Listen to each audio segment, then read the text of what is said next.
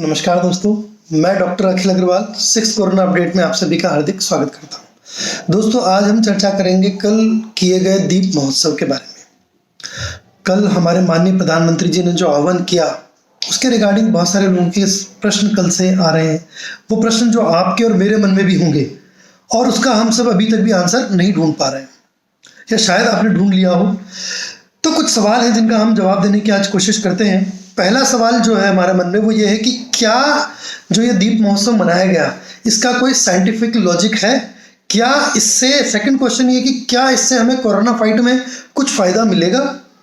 तीसरा इंपॉर्टेंट सवाल, क्या इस देश के प्रधानमंत्री को ये शोभा देता है कि वो जो वेंटिलेटर खरीदना है, मास्क खरीदना है, पीपीई किट्स खरीदने हैं, उन सब करने की जगह थाली पीटना, दीप महोत्सव इस समय लगे हुए हैं? फोर्थ सवाल यह है कि इसमें पार्टिसिपेट करना कहाँ तक ठीक है, और अगर किया जाए तो कितना किया जाए, हम सबकी भागीदारी क्या होनी चाहिए? सबसे पहली चीज, जो भी बात मैं कहने जा रहा हूँ ये मेरे अपने स्वयं के निजी विचार हैं। इसका किसी भी एमसीआई, आईएमए, किसी भी धार्मिक या पॉलिटिकल पार्टी से कोई संबंध नहीं है। तो पहला प्रश्न ये है कि क्या इस दीप महोत्सव का साइंटिफिक लॉजिक था? मेरा जहां तक मानना है, क्योंकि जो मैंने पढ़ने की कोशिश की, शायद इसका बहुत बड़ा साइंटिफिक लॉजिक नहीं था, किंतु इसका साइकोलॉजिकली बहुत बड़ा बेनिफिट था। जब पूरा देश इस कोरोना के माहौल में जी रहा है, जब हम लॉकडाउन है, जैसा हमने अपने पुराने 5 वीडियो में बात की, कहीं ना कहीं सबके मन में एक डर है, चिंता है, परेशानी है, पैनिक है।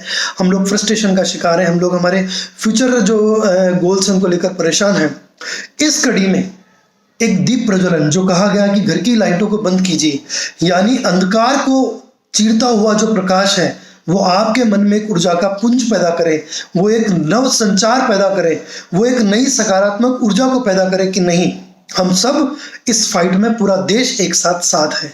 शायद हमारे माननीय प्रधानमंत्री जी का भी यही एक थॉट रहा हो कि सबको, जब हम एक साथ खड़े होकर कोई इवेंट करते हैं, कुछ मूर्ख लोग होते हैं जो उस इवेंट की बैंड बजा देते हैं, जैसा कि टॉर्च लेकर प्रदर्शन किया गया, वो चाहे भाजपा के हों, चाहे वो कांग्रेस के हों, चाहे वो मुस्लिम हो, चाहे वो हिंदू हो। बट जो हमारे प्रधानमंत्री जी का कंसेप्ट इसमें रहा, वो उन्होंने एक बहुत अच्छा, इसका एक शायद से साइकोलॉजिकल पॉइंट देखा हो, क्योंकि वो भारतीय मनोस्थिति को बहुत अच्छे से पढ़ने में माहिर है, कि ये एक महोत्सव आपको डिप्रेशन से फाइट करने में साइकोलॉजिकली बहुत बड़ा बूस्ट देगा, हम सबकी मनोस्थिति को एक बहुत अच्छे स्थान पर लेकर जाएगा, हमारे मन के फियर को दूर करेगा, और कहीं ना कहीं ये इवेंट हम सबको एक साथ कनेक्ट करेगा।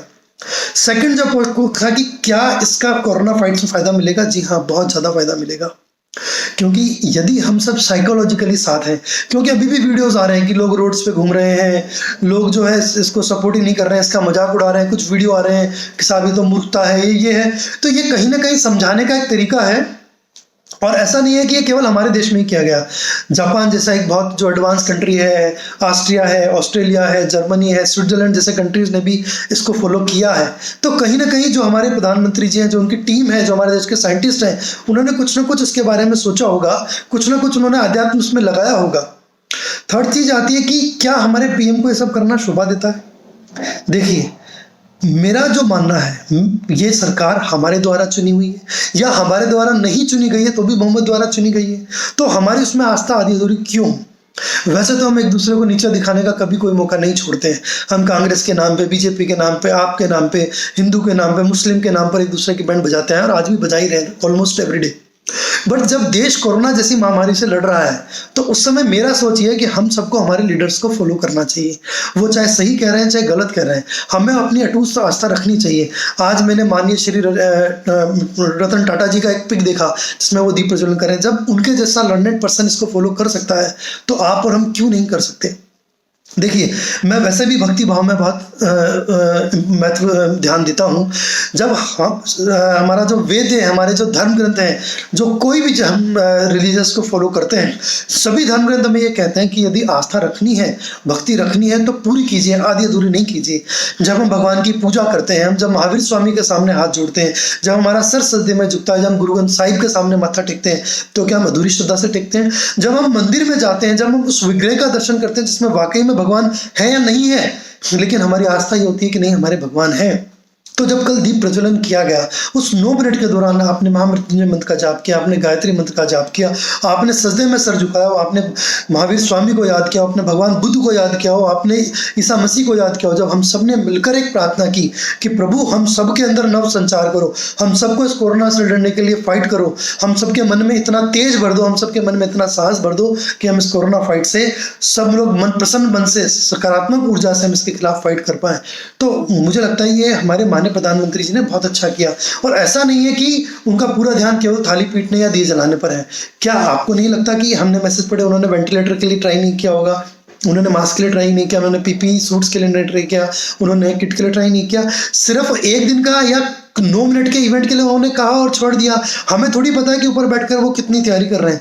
तो दोस्तों हमें विश्वास रखना चाहिए। जब जैसे हम प्रभु में पूरी श्रद्धा रखते हैं, ऐसे हमें हमारे पॉलिटिशियंस में भी श्रद्धा रखनी चाहिए। ये देश एक दूसरे की टांग, ये समय एक दूसरे की टांग खिंचाई का नहीं है, ये समय एक दूसरे के साथ खड़े होने का। 4th क्वेश्चन था कि हमें कितना पार्टिसिपेट करना चाहिए।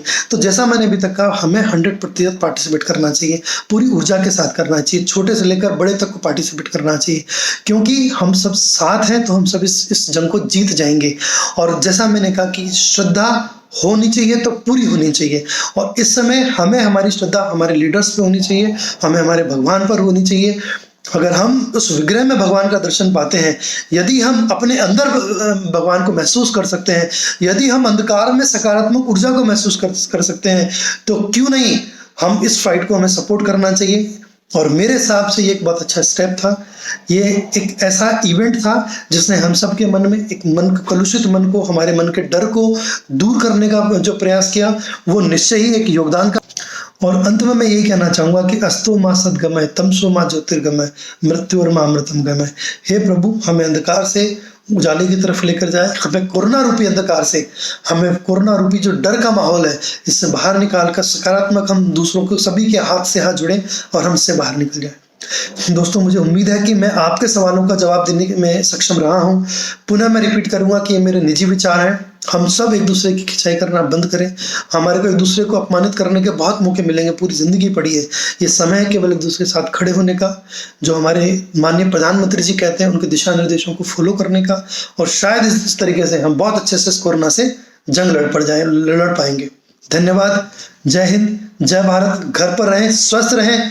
यदि आपको कुछ कोरोना संबंधित प्रश्न है तो इस वीडियो के नीचे अपने प्रश्न जरूर भेज सकते हैं। यदि आपको मेरा जवाब संतोषपूर्वक लगे तो कृपया वीडियो को अपने सभी मित्रों से शेयर कीजिए ताकि उनका मन भी शांत हो पाए। धन्यवाद। नमस्कार।